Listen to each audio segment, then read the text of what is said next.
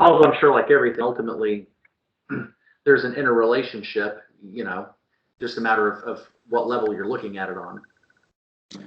All right. Well, remember last time that we were talking about right noble view. Yes. All right.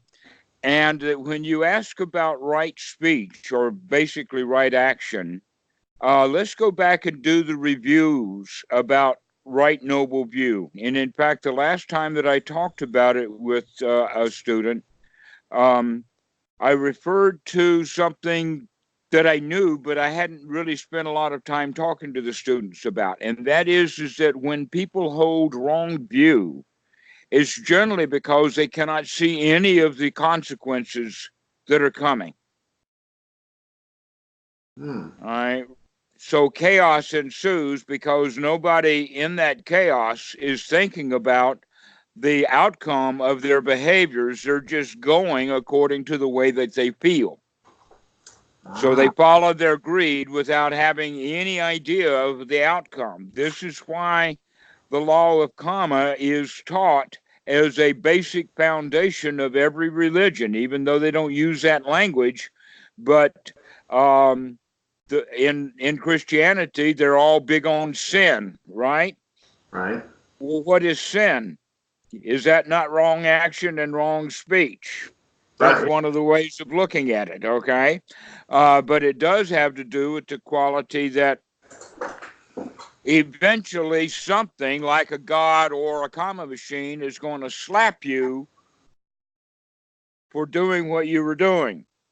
And so this is basically the distinction between ordinary right view and wrong view, is that the waking up process is the right view sees the results. But the results may not be there exactly right, so it takes a lot of wisdom. So as wisdom grows, the view becomes more noble because the actual cause and effect relationship is seen more clearly. To where with the ordinary right view, the parents promise the kid that if you do bad, you'll get bad results. And here, let me prove that to you. When you act bad, I'm going to give you the bad result. To let you know that bad results occur to those who do bad. Right. But now we have to back up just a bit about that issue of karma and good and bad action giving good and bad results. That's actually a backwards way of looking at it, in the sense that the result is what we see as good and bad because of whether we're satisfied with the result or not, and then that will determine whether the original action was good or not. And that comes from, it goes eventually to doing the bad thing for the right reason, or do the results justify the means? And the answer to that cannot be seen with a simple relationship between cause and effect in the karma machine that good action gives good results. Because in fact, that action may give you the results that you wanted, but it may have some other unintended consequences. And so action is not necessarily good or bad in and of itself. Here's an example. You invest money in the stock market. Okay. And then you feel bad for a while because you don't know what's going to happen. And then later you determine to sell the stock. And when you sell it and make a profit, then it was a good investment. And if you sell it and take a loss, then the investment was a bad investment. Right. But until we got the results, we can't determine whether the action itself of getting the stock was good or not. Now, that idea just completely destroys Hinduism. I mean, it just...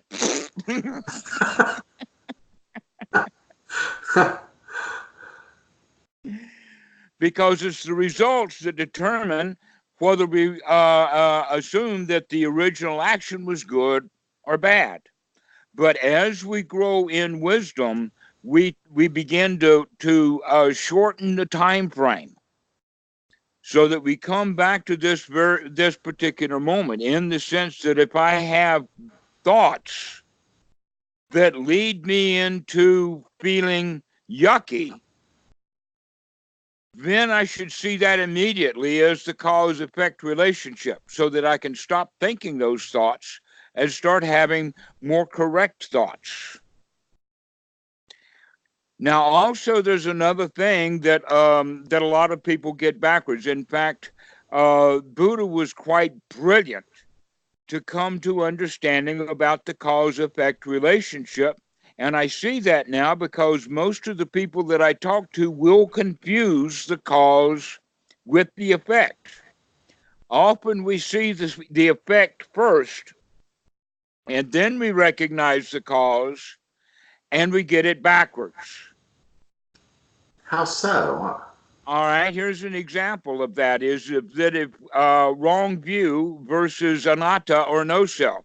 And the statement is, if there is no self, then the views will be good. And that's backwards. The right way to look at it is that self arises because of wrong views. Okay, I see that. And so if you get your views straightened out, then the self will not arise. Basically, what that means is that the views that we gather up and keep over time as a sankhara that affects the present moment has a long-lasting effect, but the self arises in the moment, arises and passes away. And so we can see that, oh, well, if the long-term thing is what causes the short-term result. But short-term results or short-term actions do not cause long-term effects like that. All right, so here's another one, and this is the one that I actually want to get at. Okay. And that is that in Christianity and in Buddhism, they teach the children precepts, or they teach them the set of rules. And so within Buddhism, when we get the cause effect backwards, we think, oh, what's going to make a good Buddhist is if I follow the rules. So following all of the rules of the precepts, the cause, is going to make me a better person, the effect. But if you read the suttas very specifically, you find that we get that backwards. That basically what we're saying is that if you can get your mind straightened out, then your speech will automatically clean up. Okay. Because you're operating now from a noble mind, a noble perspective. So if you're in a state of non-wanting and you're in a state of satisfaction, then your speech is going to reflect that. That makes sense. It's in the suttas, and it is not just making sense. You'll begin to recognize it in your life. That when you got your mind straightened out, then your speech is automatically going to be noble speech. And it's right because it's based upon the truth. Now, one of the things that we have as society as part of ordinary belief, or the ordinary way of people looking at things, is that we ought to be able to get along. And therefore, we do not insult people. Therefore, we do not tell the truth because we're afraid that the truth is going to insult people. Ah, yes. All right, but the noble is much more concerned with the truth. Yeah. And so he's going to be living a life of noble speech and noble truth, even if it offends some people. And this is a hard one to understand. That in fact, here's a really the best, clearest example that I have was Socrates. But Bhikkhu Buddhadasa and Jesus and a whole bunch of others are really good examples of this. You know that Socrates was put in jail and executed through hemlock poisoning. Right. Do you know why? I don't recall. Because he was telling the youth of Athens, don't join the army. Oh, okay. I don't think I ever heard that. Yes, well, the armies don't want you to know why Socrates was poisoned. You see, that was at a time when Athens and Sparta were about to go at each other. And that, in fact, Athens wanted a preemptive strike. And they were getting their army ready to attack. And Socrates was doing what he could, going around telling the soldiers, hey, take that uniform off. Hey, man, go home. Telling the young kids, don't go join the army. Now, that was pretty wise. I mean, that's good advice for any young person. Yeah. That, in fact, once when I was a monk, I happened to have gotten into a bank because I had to do some business there. And there was a woman who was in front who was talking to, obviously, her friend at the teller. And they were talking about, I think it was her nephew was about to join the army. And when I heard that, I says, oh, no. Oh, that's so dangerous. Oh, you got to tell that kid don't join the army under any circumstances. He could wind up injured. He could wind up post-traumatic stress disorder. And the VA will promise him everything and give him nothing. And the worst possible case is that he could get killed. He could not fit in. And therefore, they give him a 4F rating or an unsatisfactory discharge. There's just so much danger. And in fact, the smarter he is, the more dangerous it would be. Therefore, if he's smart enough, he's going to get out or not join. These people in the bank were listening to me, and they were just flabbergasted. How could you possibly say such a thing? Wow. But that's right speech, to tell the truth, even if it's not popular. Right. Hang on to that one. Right noble speech is right noble speech because it's true. Now, they look at it in the sense of, in the sutras, they talk about 4 kinds of speech that is not noble. One is to tell a deliberate lie. All right, well, if you're telling the deliberate truth, then that fits the bill. It's not a deliberate lie. The next one is malicious gossip. Now, gossip is common, and you and I can talk about a third person. We can talk about another student. We can talk about members of your family. We can talk about other meditation teachers. We can talk about all kinds of people whom, for some reason or another, we both mutually know. Right. So gossip is not so much of a problem, but malicious gossip, that has a quality to it. And that malicious gossip is the gossip that means that whoever is saying this, so person A tells person B something about person C with the idea that person B and C are no longer going to be good, close friends. In other words, I'm going to tell B, or A tells B, what a trash person C is. Okay. Well, if person B already sees person C as complete trash, then it's not malicious. But the malicious is when it's going to change the good attitude of person B into a bad attitude about person C. So that's what makes gossip malicious. But if we're talking about someone we know and we're commiserating or trying to figure out what to say to that person to help them out or something like that, then that kind of gossip is not malicious. And it's so, so common.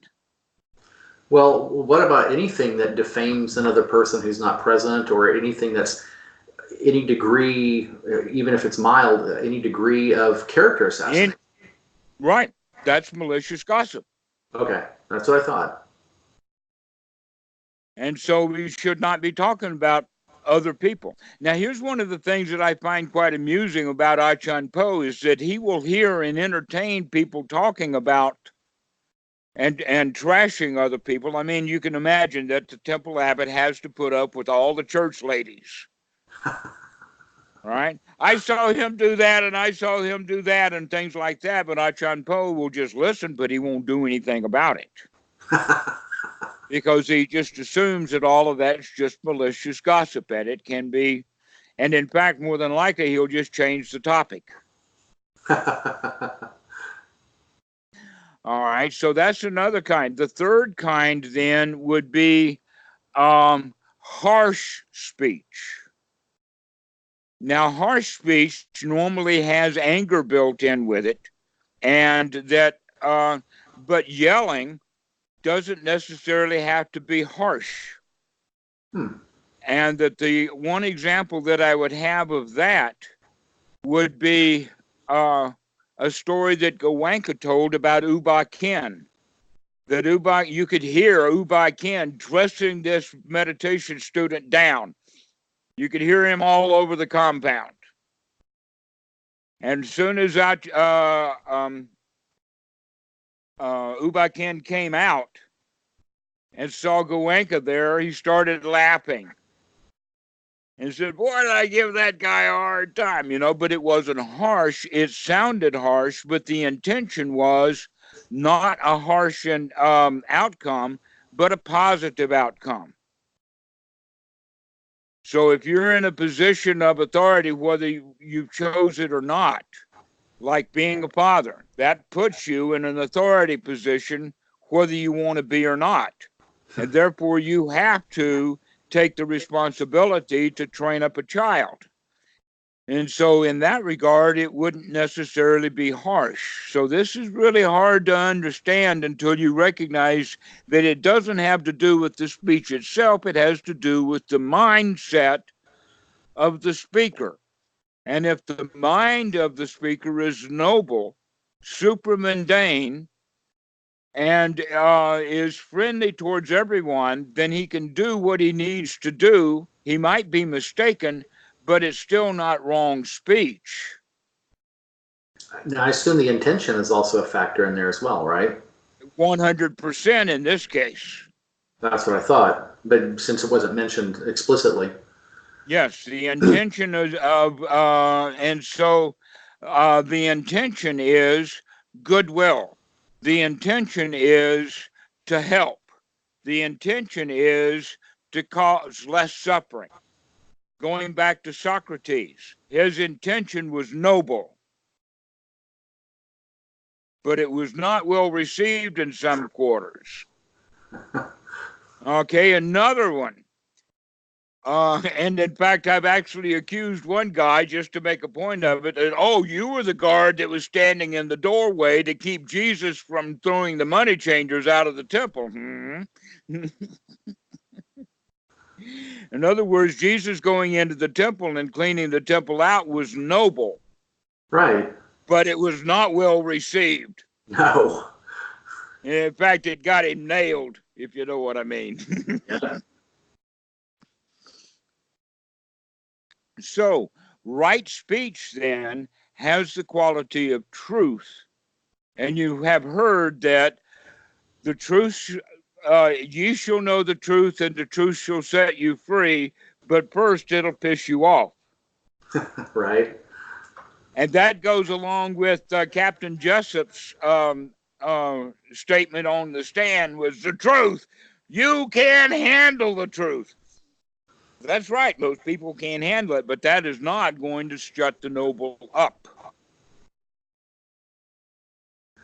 Now, with right speech, isn't there also a quality of the person or persons that's directed towards being able to hear it? That would be better, but in a large audience, you don't know who's going to be able to hear it or not. I mean, once it's out, and you can direct it to one person, and they get it, but someone overhears it, and doesn't like it. That is especially true in a forum like in a question answer session with a teacher and a bunch of students, or on the internet on one of these groups, that you can answer the question of someone, give them a very excellent, noble answer, and somebody else is just going to freak right out. Yeah. And our culture says because you might freak somebody out, you should be careful. Yes. But in noble systems, we don't care if people get freaked out. We're here to tell the truth. It was really hard to come by. I'm not going to screw with it, mess it up, water it down, or absolutely deny it just to maintain order. Right. That I'm going to tell the truth. And I'm going to keep telling the truth until it eventually soaks in. This is what Bhikkhu Buddhadasa was doing. And he got into the same trouble. He just didn't get poisoned. And it happened back in the 30s. And it actually, the more I look into it through the literature and statements from, and in fact, a lot of it comes from the Bhikkhu Buddhadasa Edipanyo archives, where because of the 100th and the 110th of anniversary and that kind of stuff, that before everybody dies, the organization is going around and trying to interview all of the people that knew Bhikkhu Buddhadasa and all the history about Buddhadasa, and are putting it back together. All right. And one of the things, oh, wow, have I found out so much about what was going on back in the 1930s. Really? Right. Because that was the time when he was out there telling the truth, and he got into trouble with the Sangha, and therefore they had a Sangha Dasesa. Now, the Sangha Dasesa, the word actually means a break in the Sangha. You can hear the word deceased in it, Sangha Dasesa. Okay, it's destruction of the Sangha. And so they generally have a large group of monks to try to straighten that out. And so it's become informally known as a Sangha Dasesa whenever you get a large group of monks together to do something. An example of that is the ordination of a temple. In other words, you're going to take this piece of land and you're going to turn it into a Buddhist wat. It's got to have a Sangha Dasesa in order to do that. Well, in the United States, it was not common to have anywhere where there was 20 monks in any one location. So that means every temple that got built, you would have people from long distances going to ordain that temple. And I think that I've ordained as many as a dozen or more. Let me see if I can recollect. Never mind. But I know in Connecticut, in Georgia, in Florida, in North Carolina, and Rhode Island, I've been there for the ordination of the temples. But back to the Sangha Dasesa of Bhikkhu Buddhadasa, was because senior monks in Bangkok were notified that he was teaching what they thought was the wrong thing in public. Not just in public, but at a commencement exercise. He gave the commencement address to a university graduating this whole year's group of nurses. And so it was a large audience with a lot of monks and everything there. And that's when he laid out anatta. He laid out sunyata in great detail. Wow. And he got called on the carpet for it. This was in Bangkok. The carpet was the Sangha Dasesa. Now, the newer part of the story is that not only did he have friends in the Dhamma, but he made some personal friends during that time. And that the group of monks who were causing the Sangha Dasesa to try to shut him up because he wasn't teaching Orthodox Buddhism, what it came to be was that he was actually teaching the truth. He was teaching correctly. He was just teaching to the wrong people. No, he was teaching to the right people. The wrong people just happened to have been there overhearing it. But in that, two major things happened. One was his relationship with the reigning Samdet of Thailand, Bhikkhu Bodhisattva. And Bhikkhu Bodhisattva, his teacher, was actually the very, very famous monk king who was born in 1860. He maintained not only being a good monk, but that he started the Dhamma to try to clean up village Buddhism. He wrote books, especially even nowadays, the young monks, the Samanin, use the book that this monk wrote. But in his old age, he disrobed in order to become the king of Thailand. That's right. Okay, I heard about that. All right, so this monk that was that disrobed in order to become king of Thailand actually died within a couple of years. He was already quite old, but he already had his own student following, etc., like that. One of which was Buddha Gosajarn. So now we've been able to trace the lineage of Bhikkhu Buddhadasa through Buddha Gosajarn back to the king of Thailand, who was well known and understood at that time to have been noble. Not just noble, but the height of it. And so there was a lot of nobility in Thailand at that time. So when you had the Sangha Dasesa, it wasn't 20 angry Orthodox Buddhist monks, but there were those who knew the teaching. And one of the things that this Sangha Dasesa did is actually didn't quite go into recess, but you might as well think of that while a literature search was done, because Bhikkhu Buddhadasa was making the point that nowhere in the Sutta Pitaka is rebirth ever mentioned nor promoted by the Buddha. Huh. Interesting. Nowhere in the suttas is within within Buddhism you have that we hold rebirth. It's not exactly reincarnation. Our rebirth of Buddhism is different from Hindu reincarnation. We're just not sure what the difference is. But it has something to do with anatta. Well, actually, the whole concept and idea of rebirth came centuries after the Buddha. Okay.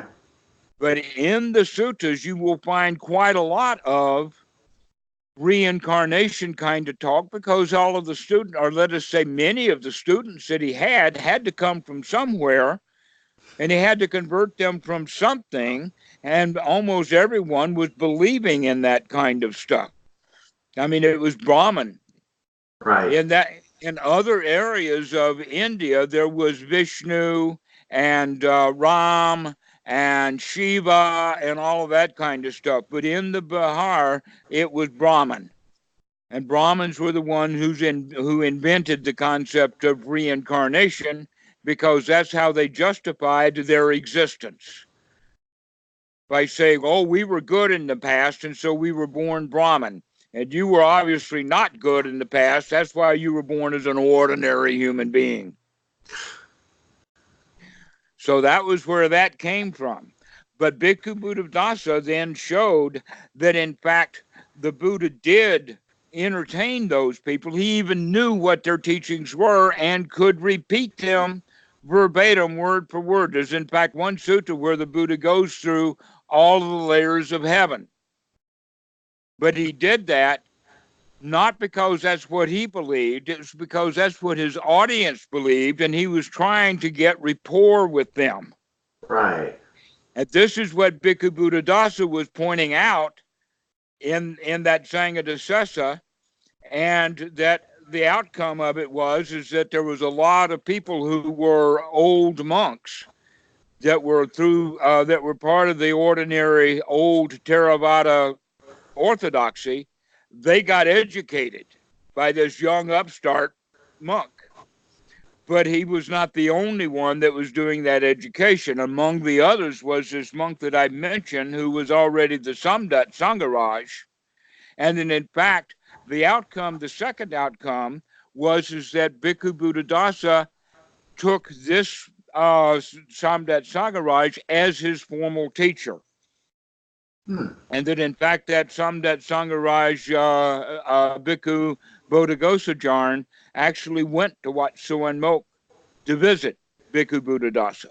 So that's the kind of lineage that Bhikkhu Buddhadasa had that I didn't even know about until recently, because all of this old information is coming out, including the point about that the research was done. So therefore, when I see someone, and I don't know who was doing, because I don't follow Reddit much, but that the people who believe in rebirth will be challenged. Show us some suttas where the Buddha taught rebirth, and nobody's been able to find anything. Because there's nothing there. And that nothing there was found in, because the time. Here's another point that's kind of interesting, and that is that the suttas are in English are really badly translated. Right. The reason they were translated was because they're not translated by nobles; they're translated by people who want to learn the Dhamma. And so they're studying the Dhamma as well as they're studying the language, and are not coming up with very good translations, especially since the original translations were done all by Christians who had no interest in actual teachings of the Buddhism. What they were interested in was being a translator. And so that's why you have all of this Christian literature in the Buddhist language in English. Monk, nun, temple, meditation, chanting, prayer. I mean, some of the deeper ones would be concentration and suffering. Dukkha does not translate to suffering. No. It does not, and yet we've gotten into the habit of calling it suffering, because that's how it was translated. What the Buddha was actually talking about, dukkha, is actually the difference between dukkha and non-dukkha. Would in the Pali, there's a word for it, Sukha. and that sukha, precisely, dukkha and sukha, and sukha means satisfaction or pleasure, and dukkha means dissatisfaction. Right. It doesn't have to go all the way to suffering. In fact, suffering is when you've been doing the wrong thing for far too long. But in the moment, we'll have a temporary dissatisfaction with the thoughts that we're thinking. And then the ignorance is that, in order for me to feel satisfactory about the thoughts I'm thinking, I've got to go do something. But the right answer to that is, if I'm having thoughts that are dissatisfactory, then the only thing I have to do is stop having those thoughts. Right. That's all it takes. So he was exonerated. Not only was Bhikkhu Buddhadasa exonerated, but it did start to transform, because he let the cat out of the bag. Literally, I'm on the internet now through the, let us say, strong encouragement of Bhikkhu Achan Po, because he's following along in that tradition of it is time to let the supramundane Dhamma out to the public, knowing that I might get strung up. By who? Well, I know a few people on Reddit that they could catch. You don't have to worry about them. Well, they do. Well, I mean, you're at a great distance from probably most, if not all, of those people. So. Well, they don't even know who I am. I have not posted on Reddit. I don't even have an ID. I've never logged on or done anything with Reddit. But I hear a lot about it, and I've read some of it. And some of the students have put stuff on. And on one group, for instance, I think it's the Buddhism group, actually banned Bhikkhu Buddhadasa. I heard. And the reason for that was because they didn't like what he was teaching, just like Thailand didn't like what he was teaching. But what he was teaching was right, correct, noble, liberating, supramundane, and that knowledge, wisdom, and truth is not shared with ordinary people, by ordinary people. I mean, they can hear it, but they'll reject it. So it's not shared with them. They just overhear it and then reject it. Hmm. And this is an important point, because most people who are into Buddhism and think about right speech, that means right speech means you do not do anything to offend other people. Yeah, I've seen that. Okay. And so that means that when you have the choice of following protection of bad feelings and following the truth, the noble way is to follow the truth and let the bad feelings deal with bad feelings. Yeah, it's Buddhism filtered through the political correctness that has taken root here. Yes, that's exactly right. A lot of people mistake Buddhism for political correctness. And Buddha is not politically correct. He made enemies. Bhikkhu Buddhadasa was not correct. He was not politically correct. And he did make some enemies, but for the most, by and large, that's been ironed out. Most of the enemies of Bhikkhu Buddhadasa are not Thai. Really? Right. The enemies that Bhikkhu Buddhadasa had in Thailand have learned to shut their mouth. Because it's come as wide understanding that Bhikkhu Buddhadasa is highly respected. He's worthy of respect. Even the monks who teach rebirth will still hold Bhikkhu Buddhadasa in higher regard than they would hold themselves. So where are all of his enemies? Sri Lanka. Oh, really? Interesting. Burma. The European Union. And good old United States of Reddit. Yeah, I was waiting for that. Though there are quite a lot of nobles in the United States, most of them, one, do not speak English, and two, generally do not leave the temple that they're in. And Westerners, when they go to find a Buddhist teacher, they do not go. You and I have had this conversation before. They don't go to the temple to find the monk who knows. They go to the people who are advertising. Right. They go to the ones that are in the world of business. In other words, there's money involved. Mm-hmm. All right, but that's not the teaching of the Buddha. That the teaching of the Buddha is always freely given. Always freely given. That's what makes it more noble. And it makes it more valuable. Now, I've heard the part of the idea in the West is value given for value received, or you get what you pay for. Right. All right. Well, in that regard, that's what big business wants to tell you. But oftentimes, what we buy, what we think we're buying, is not what's being sold. Right.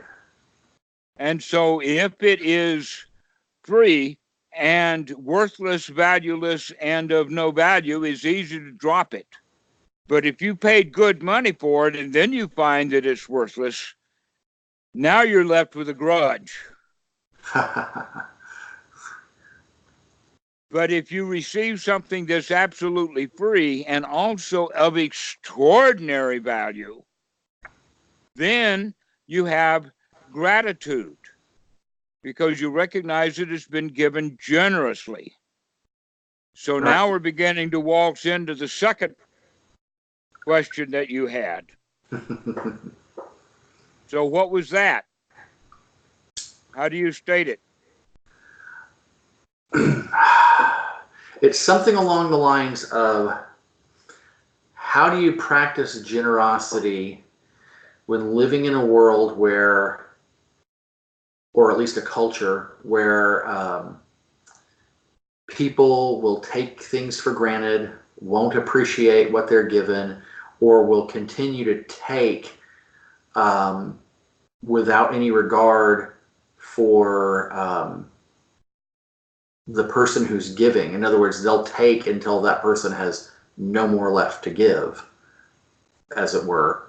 How does one practice generosity with wisdom, I guess, would be what we're looking at. Okay.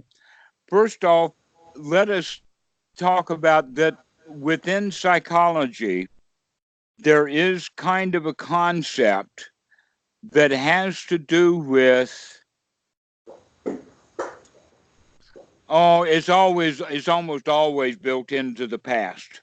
The way that a child was raised, they will continue to operate that even if it causes trouble. And the example that I'm using here is normally women have it more than men, but men have this syndrome also. And the syndrome would be if it's banal or not very, very dangerous or deadly, we would call it the helper. But if it gets too far, if it goes from banal into tragic, then it's got a better term that we would call an enabler. In other words, in politics right now, you have a lot of people who may or may not, in fact, you would give them the benefit of the doubt, they would be really excellent, good Republican politicians. But because they've been caught into trying first to help Trump, and now they're enabling Trump, they're going to destroy not only their career, but perhaps their party and perhaps even America itself. Okay, so there's that quality of helper, and the quality of the helper is always selfishly motivated. Sometimes we call it, for instance, pity, taking pity on someone. Right. And so the rich person will give the poor person a mite so that they themselves feel better. They're not really interested in helping the person in need. They're interested more in getting out of it. And so they don't make real contact. Now, I'm not sure about you, where you are now, but I've got some students in New York who really do see homeless. I've also got a friend in Atlanta, and he sees homeless, and homeless is a good example. Because what Willie has learned to do is to not just be generous by giving them, first it was a quarter, then now he's at least $1, sometimes even $5. But giving them that money opens it up so that he can actually have a relationship and a friendship with the people. That's when it's actually generosity, is when you know that what you're doing is well received. And in fact, sometimes generosity takes a lot of thought. An example of that would be grandma on Christmas has a nice package for Jimmy, and when Jimmy opens the package, it's socks. And he says sucks. and he pouts and goes off to something else, and mom has to say, "Tell Granny thank you." And so the thank you that Granny gets is a begrudging thank you, because Granny did not perform an act of generosity. She performed an act of duty. It's Christmas and I've got to do what I've got to do. Right. But if she had really thought about it, she'd said, "Let me go to mom and find out what Jimmy really wants that Mom would approve of, and we'll get him something that would really surprise him, so that he really, really then does have that nice, beautiful connection with Grandma that Grandma actually does want. Not recognizing that socks is not going to do the job. Not on Christmas. Right. Where socks to someone homeless on the streets of New York in November might be a very, very well received gift. Yeah. So it depends upon the circumstances. Generosity then has everything to do with the quality of the mind of the giver.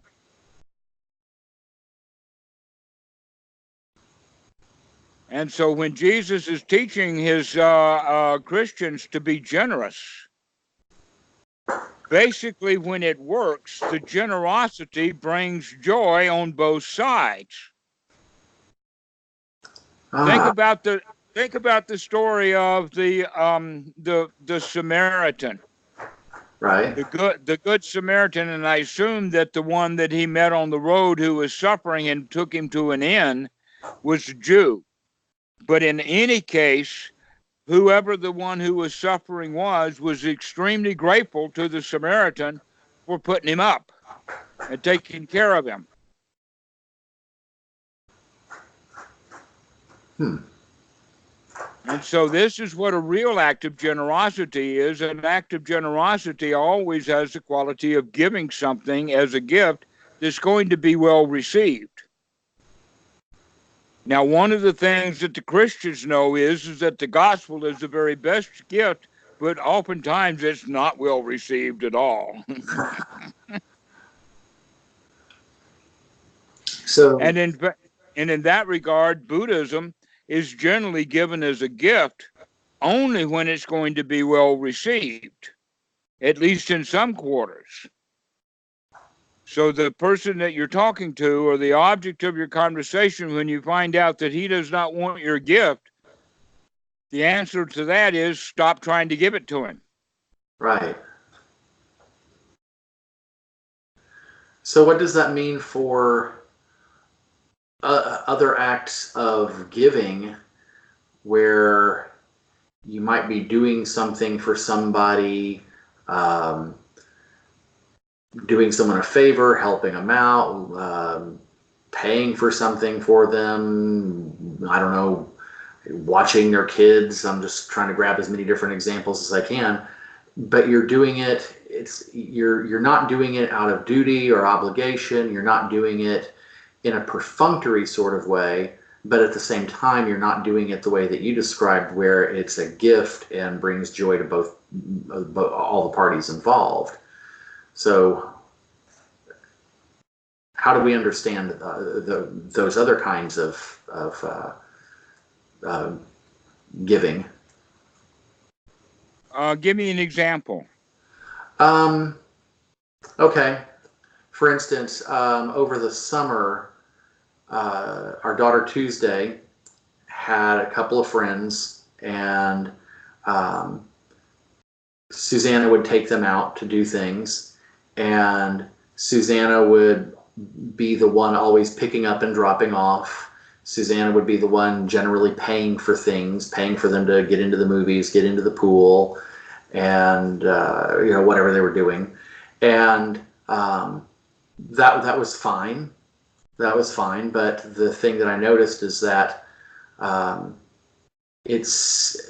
got the distinct impression that the parents, while they may have thought it was nice, it didn't seem to really register with them deeply anyway. It was sort of like, yeah, that's nice of you to do, thank you, but it didn't really seem to have, they didn't seem to show any great appreciation for it, which is not a bad thing in and of itself, but it seems like because there wasn't any expression of any great appreciation, it didn't really have any kind of real meaning for them. And it seemed like it would be okay for them to just continue to let us do things, pay for things endlessly until we finally decided, well, a resource, there's only so much to go around. At some point in time, we have to start to make sure that we're taking care of ourselves here, I understand exactly. And generally, the mindset for that kind of thing is kind of an all or nothing rather than the quality of tweaking. And so let me talk to you about that for a moment. Okay. If these people are not appreciating what she's doing for them, then the answer would be, why is she doing it? That was a really good question. But we're talking about it in this present moment. In other words, if she skipped one time to where she took the kids to the movie and she paid for Tuesday to get in, but she expected the other kids to pay their own way into the movie. Mm-hmm.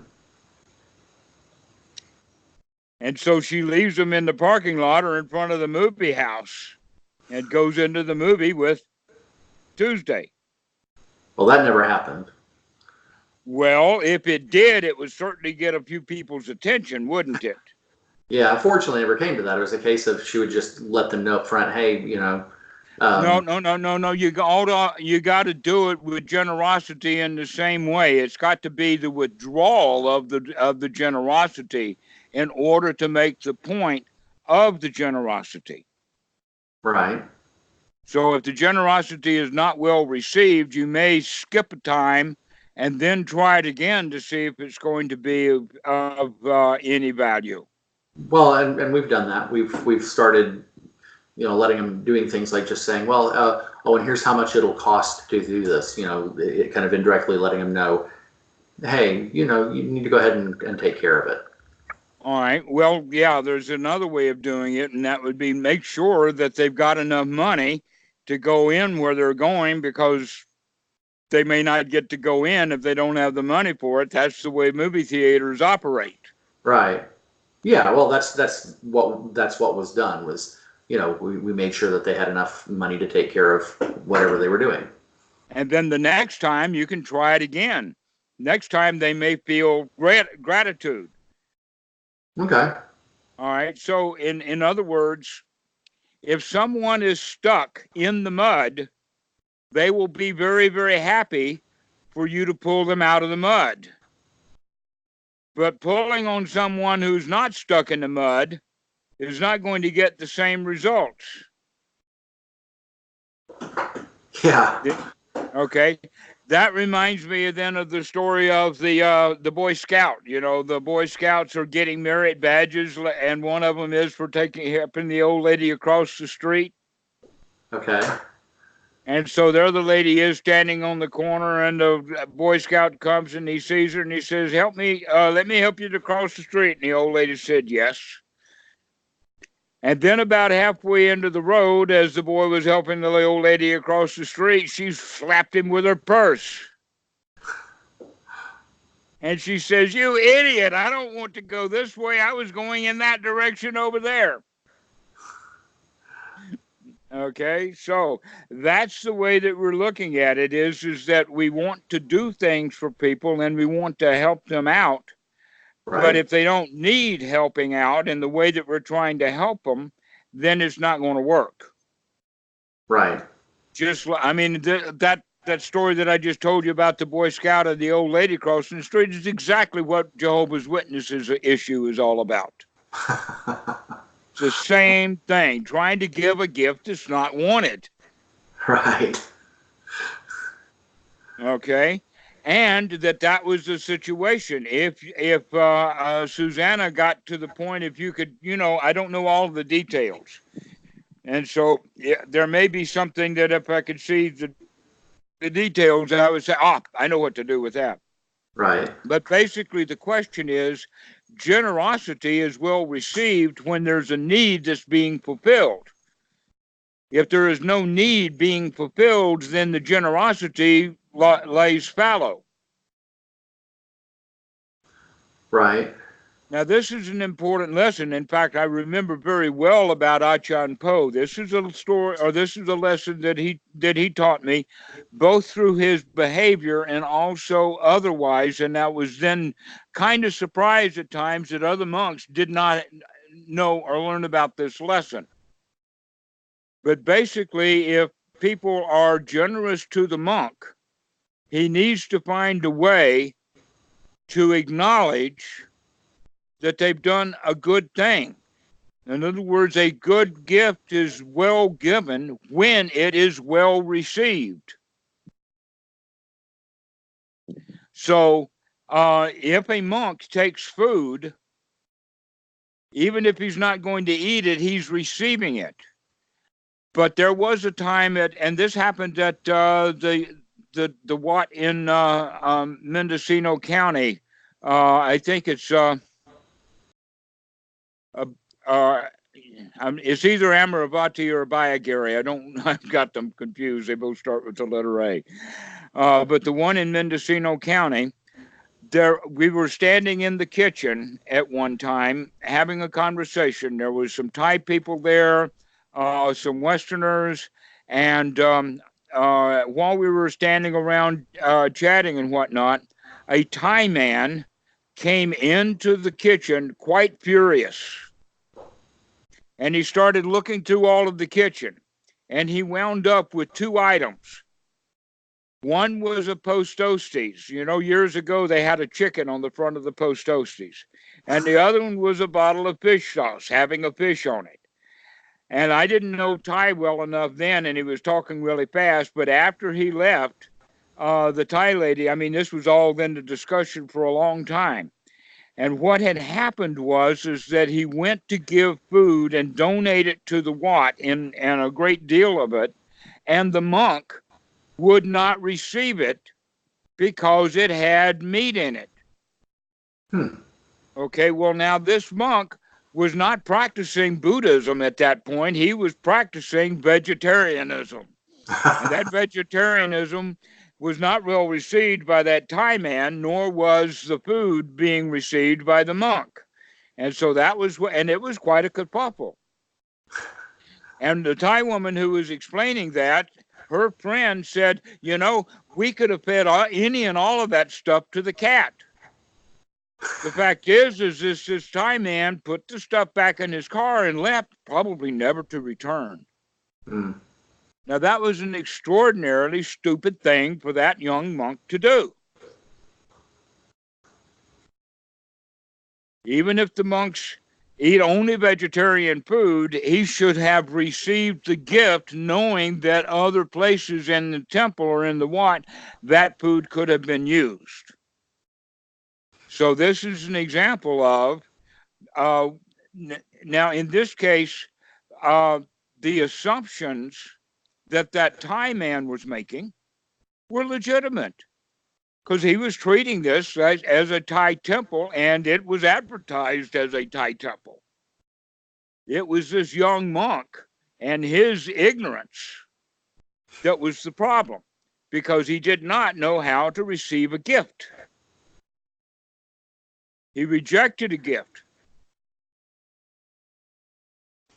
Now, there's another place that's in the sutras that has a quality that's useful for talking about, and that is that there was one time when, I don't know all of the story, but it was a householder who came to the Buddha to complain. Don't know what the complaint was. It's probably the earlier part of the sutta. But what the Buddha then did was he asked the householder a question. Oh, householder, suppose that you had a party and that you had invited guests, and that the guest came, but they did not eat your food. Then who does the food belong to?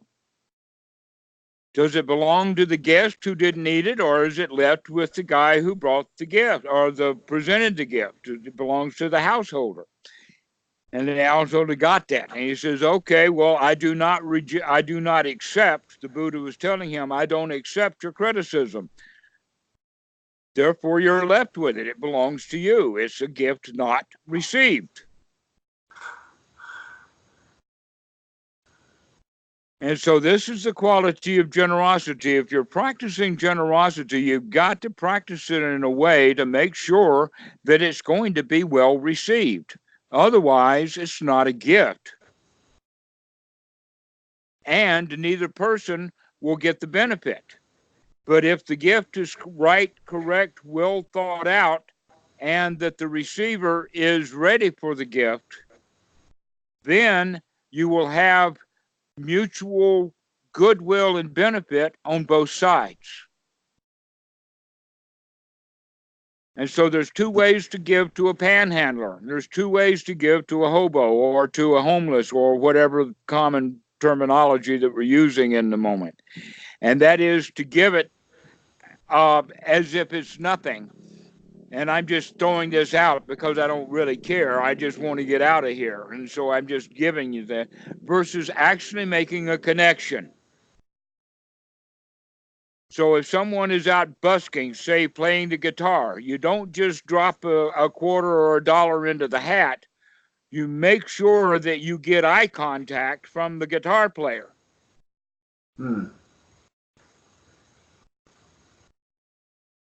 So this is the quality of generosity, and generosity and gratitude work so well together that if you practice generosity in one realm, and then you begin to understand the quality of, let's say, being a gracious receiver, because that's actually hard for Westerners. It's hard for Westerners to appreciate a gift primarily because we're told to be self-sufficient.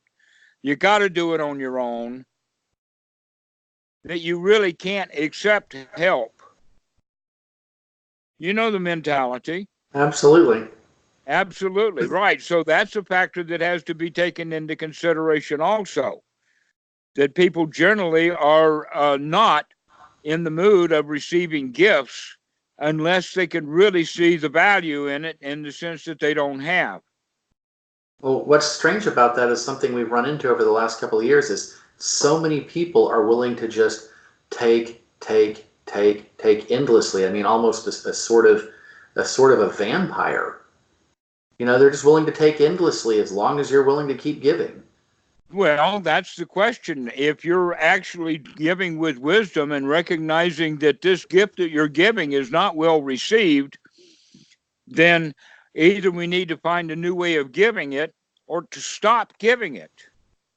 In that case, the wisdom is with the generosity dude. The one who is performing generosity recognizes not being well received. So let's interrupt this, and maybe they will see it so that next time they will appreciate it. Okay. Yeah. Easy enough. That's the way to handle that, is that if they do not see the value in the gift, just like little Jimmy did not see the value of the gift of the socks. If he had had cold feet right then. Yeah.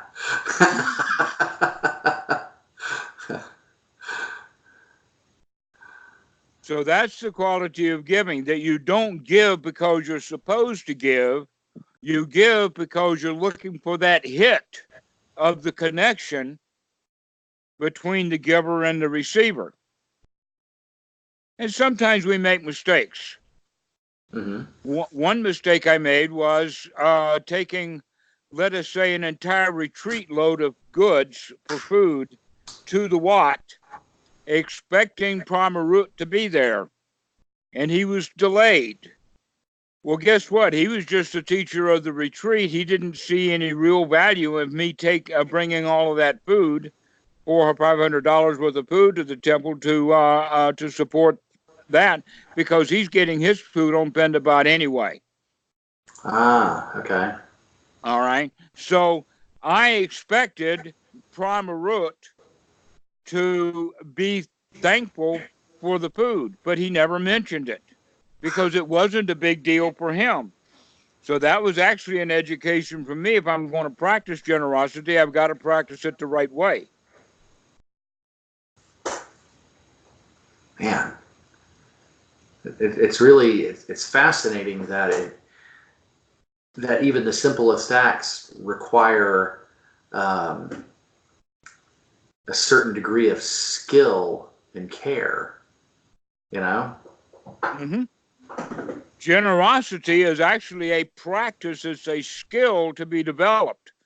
It's not something that you just do or not do. No, generosity is a skill.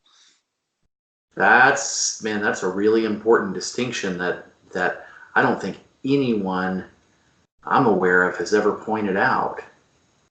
So, I mean, if it's out there, I haven't heard it yet, but that's a new one.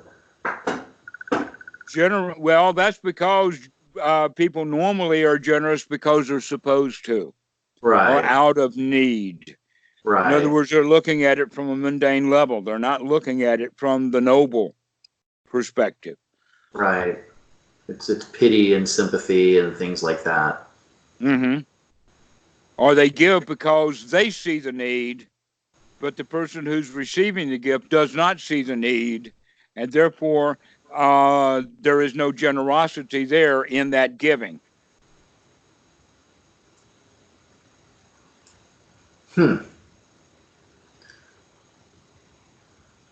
So, without that reciprocity, then generosity has not really taken place. Not really, no. Unless the gift is well received, it's not well given. Right, And when it is well given, it's well received, and both people or both sides know. right. So, yeah, that really takes some skill and some care to make sure that that actually occurs. Mm-hmm. Wow. Okay. And that's true whether it's a physical gift or whether it's informational. Good advice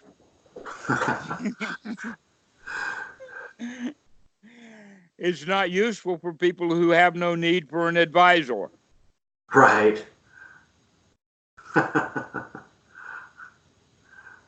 So therefore, the gospel is often of no value. Right. Whether it's the gospel of Jesus or the gospel of the Buddha, doesn't matter. Good news is not good news if it's not well received. Well, and that means that old adage that advice is worth what it costs means that somebody is overlooking quite a bit, you know. Right. The advice giver is the one who's doing all the work. Right. But at the same time, I mean, you're going to overlook advice because it's free. It's free. It has no value. Well, then that means you're probably not paying attention. That's exactly correct. One of the ways that I talk about that is in the sense of mindfulness. Now we're looking at it from the perspective of the meditation dude, the student, the one who's practicing anapanasati, and that is that basically what anapanasati is just remember to take good advice, like taking the wise way out, satipanya, or the advice is never mind, come back and watch the breath and start again. All right. But there's all kinds of good advice. I imagine that some lawyers have along the way given Donald Trump some good advice. But that does not mean he's going to take any good advice. No. Right. Well, most of the advice that we have, I mean, there's good advice is everywhere. Sure. It's all over the place. Even lawyers have good advice. Doctors have good advice. Nurses have good advice. Sometimes even preachers have good advice. The problem with good advice, even the best advice, is that we don't remember it at just the most important right time when we need it.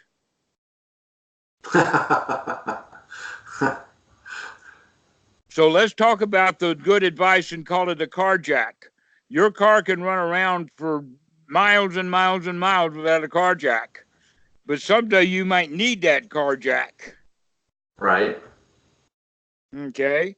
So that's the whole point about that good advice. Sometime you might need that good advice. And there's going to come an occasion when you need that good advice. The question is, can you remember to have that good advice when you need it? Therein lies the rub.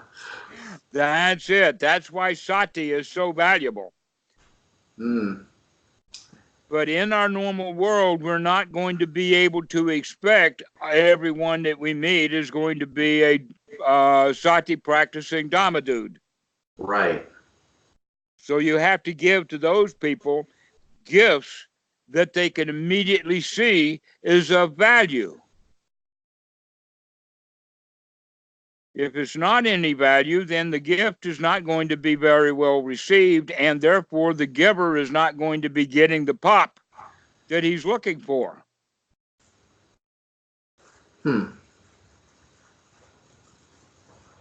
And so with wisdom, we begin to develop the skill of generosity so that our generosity almost always yields correct results. And that is both sides have a benefit. Both sides get value from it.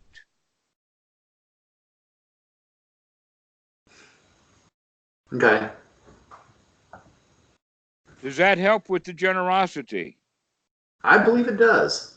Okay, so let's talk about gratitude, the other side of the coin, because that's also a skill to be developed. Most people don't, but Dhamma dudes, we sometimes have to develop the skill of being able to receive gifts.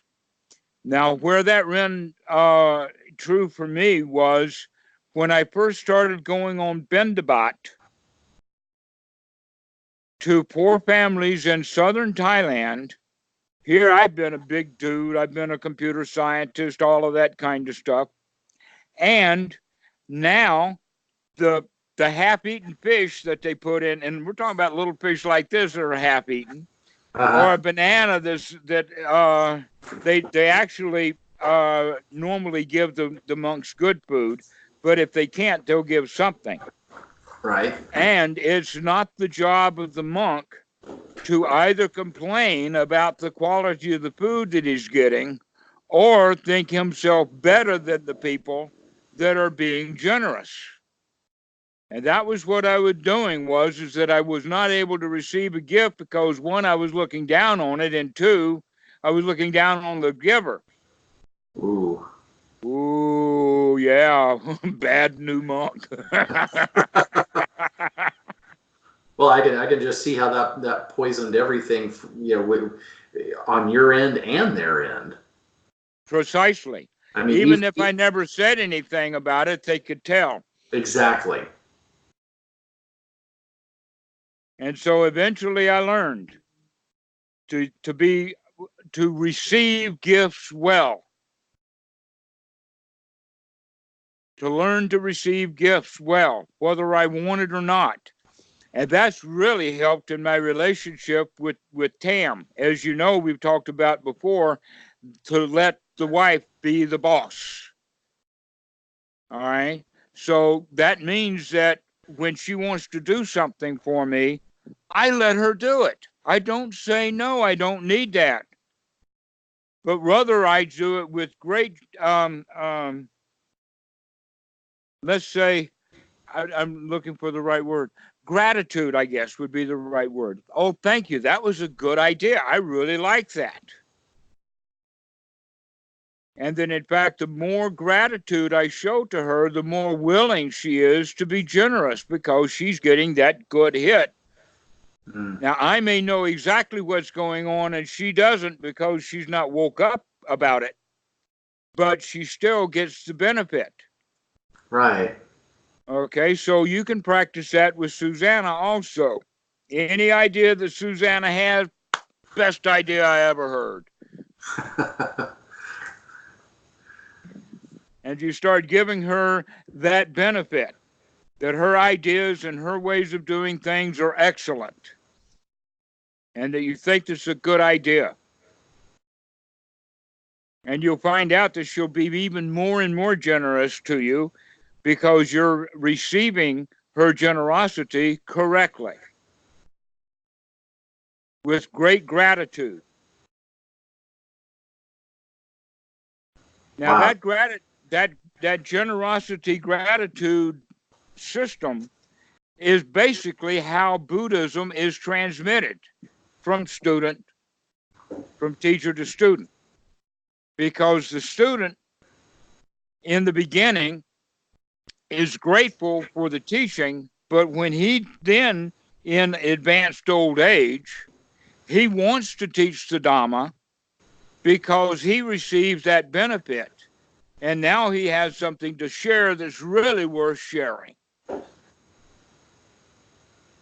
And so, as you probably heard, the Dhamma is the very, very best gift, but it has to be given skillfully. Yeah, I can see that. And so, generosity and gratitude work hand in hand. They're actually two different sides of the same transaction, literally. Right.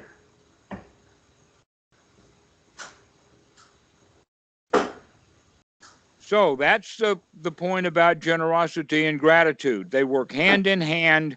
That the Dhamma dude in both cases is the one who has to manage the situation. If you're receiving a gift, you have to learn to receive that gift graciously with gratitude. And if you're giving, then you need skill to learn how to give the gift so that it's going to be well received. Wow.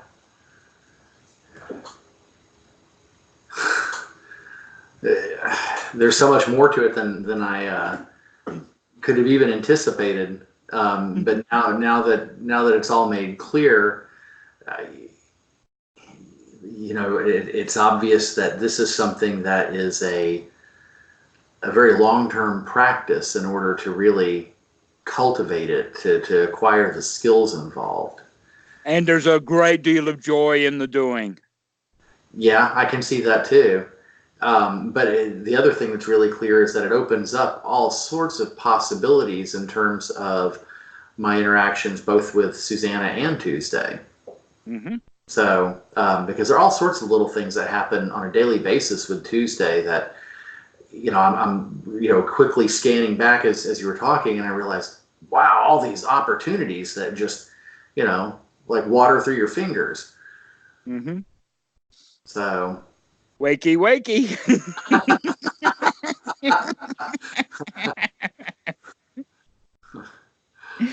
Or as the Buddha would say, sati, sati.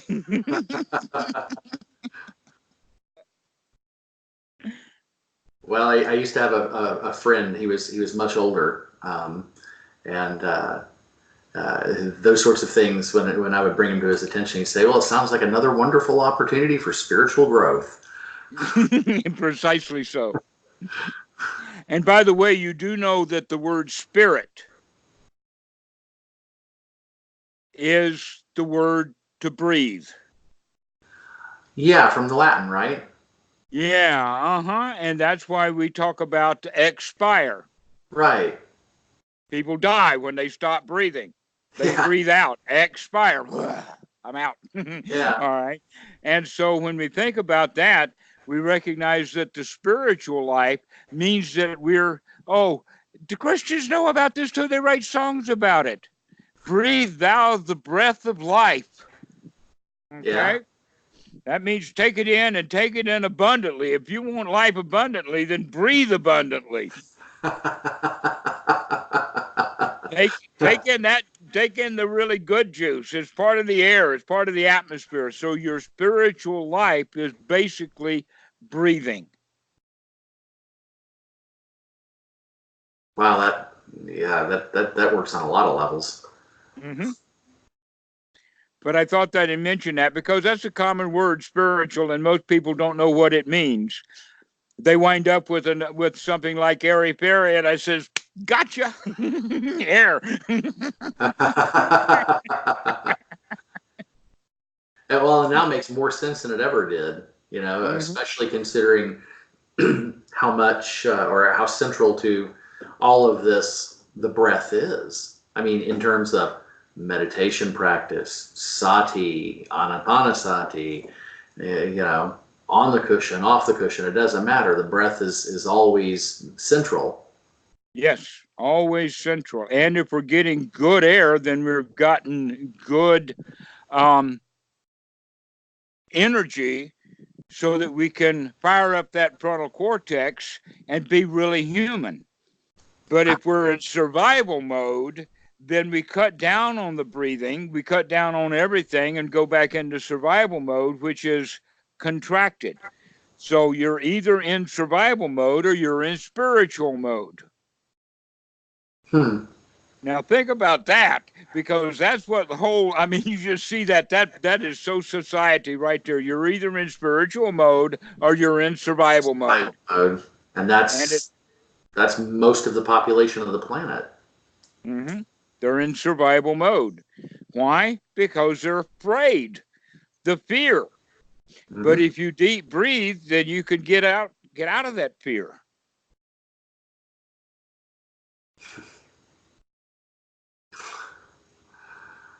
So go have a spiritual day.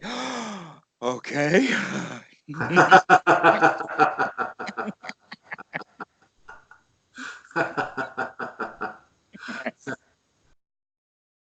Well, it's so simple. That can't be right.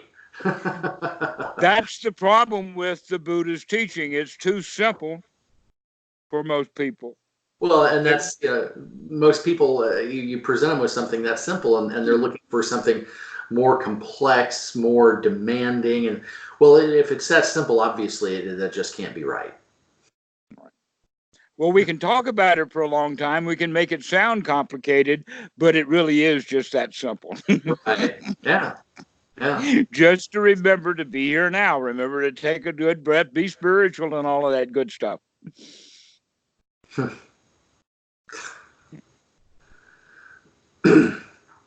Well, this has been a good topic. I thought we might talk about something else, but we'll let that wait for another time.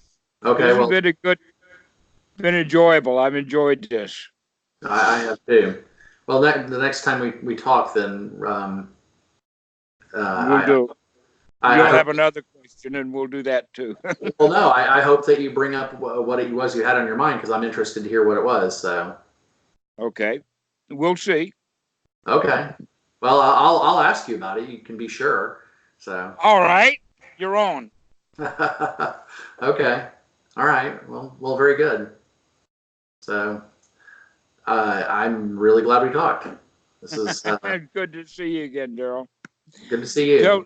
Tell Tuesday and Susanna hi for me. Okay, I can do that. All right. I'll talk to you after a bit. Okay, bye-bye.